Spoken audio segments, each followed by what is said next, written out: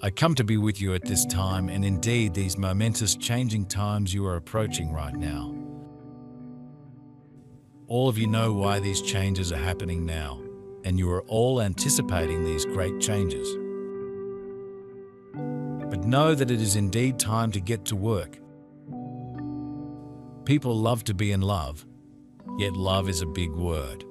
It's the biggest word in the language. Any language. So we have to ask. True love is never the result of how another person looks, behaves, or interacts with us. It is a choice to be loving no matter how that other looks, behaves, or interacts. What does that mean in your discussion earlier? It meant different things for different people, and that is how it must go. It is different for everyone. What does work mean? For some, going to work means a job going each day to the same place over and over. That is what work means to some. To others, it means to go within and find that inner knowing within self, that God consciousness within you. That is always there, and find that within you and begin to manifest that outside of yourself. Perhaps, yes, to open a door for another, but only that one that is ready to have that door open for them. This doesn't mean that true love requires us to stay in a relationship that is abusive, or that is no longer working, or that's not fulfilling.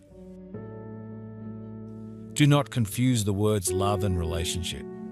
We are not proving that we love someone by staying in a relationship. Indeed, there are instances when we may be proving we love someone by leaving. So it is not true that love demands that we love long after our own happiness has disappeared. If a person is abusive to us, it is abusive to that person to allow their abuse to continue. For if we allow their abuse to continue, what do we teach them? Yet if we make it clear that the abuse is unacceptable, what then have they learned? That is how it must go. You cannot do it for them. You cannot walk through the door for them. They have to do it, and they have to be ready to do it. And as long as there is a glimmer, just a smidgen of glimmer that they are ready, you can open that door or a crack. And if they show an interest more, you can open it up a little bit further and a little bit further, and so on and so on. That is going to work. That is what is meant by this. To allow for the process to develop both within yourself and within others in their own speed. It is their journey, just as it is your journey. We cannot live that journey for you. You have to live the journey. They have to go through the journey.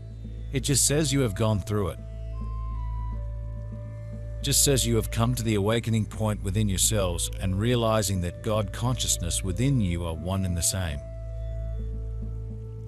Just as you have realized that, they are in the process of realizing that as well, but at their own pace, to allow them to have that pace.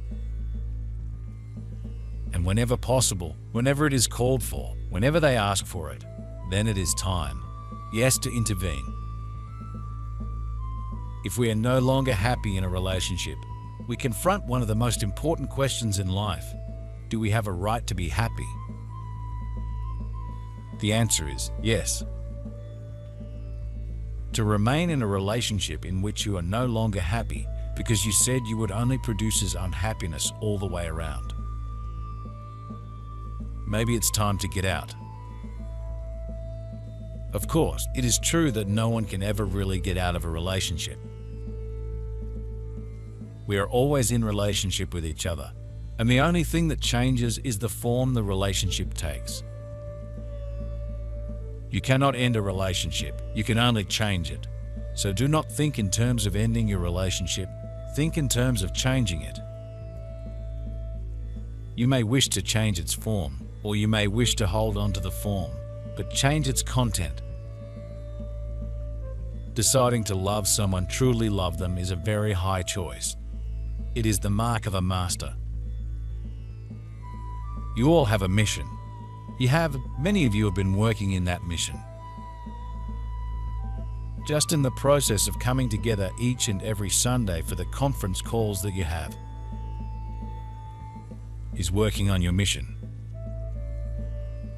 Because it is working on yourself, moving within yourself, again finding the God consciousness connection that has always been there.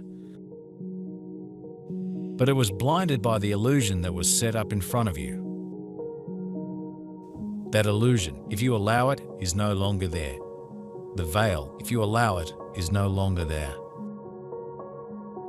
So be ready, my friends, my brothers and sisters, be ready. Be ready to go about your Father's mission, your higher God self mission, which is your mission, one and the same. I and my Father are one. Loving someone as a reaction is a different kind of experience. It is the mark of a student. The danger of loving someone as a reaction is that the one we love may change. In fact, it is certain that they will. They may gain weight or lose it. They may alter their personality. They may change their ideas about something important to us. And if we are in love with what others bring to us in relationship, we could be headed for enormous disappointment. So we come to the second big truth about all this. Love is not about what the other brings to you. It is about what you bring to the other. Indeed, the purpose of all love relationships is to provide us with an opportunity to decide and to declare, to announce and to express, to become and to fulfill who we really are. This is perhaps another way of restating the first truth, because who we really are is a choice, not a response. It is a decision, not a reaction, although it is true that most people think it is the other way around. When I talk to young people about love, I tell them that there are two questions having to do with life and relationship that everyone would benefit from asking. Say that within yourself daily, many times within the day. If you can, I and my Father are one. I and my God self are one. I am in my Father. My Father is in me. We are one together as God consciousness, unity consciousness together, and together all of us together, will form that unity consciousness and create the new world that is right there in front of us, right there ready for the creation to begin more and more in earnest. I am Sananda, and I leave you now in peace and love and oneness. And may you continue to understand and know what you are here to do, why you are here for it, and what you are to do. And what comes next in the next moment, over and over, moment to moment, continue to be in that moment. It is important to ask these in the right order. Many people switch them around and suffer for it the rest of their lives. First they ask, who is going with me in my life? Then they ask, where am I going?